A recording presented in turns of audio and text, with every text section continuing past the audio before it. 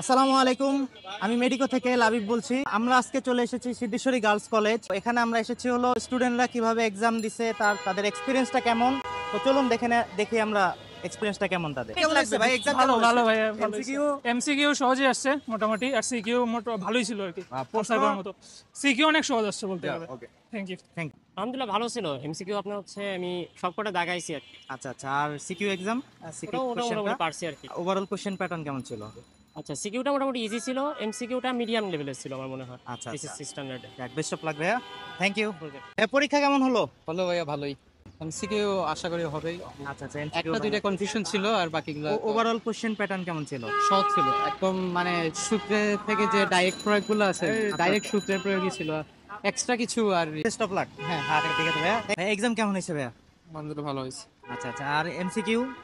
সহজ আসছে মোটামুটি। সহজ আসছে। আর টোটাল ওভারঅল কোশ্চেন প্যাটার্ন কেমন ছিল? পারা গেছে আর কি, সবকিছু লেখা গেছে। আচ্ছা আচ্ছা, থ্যাংক ইউ ভাইয়া, বেস্ট অফ লাক।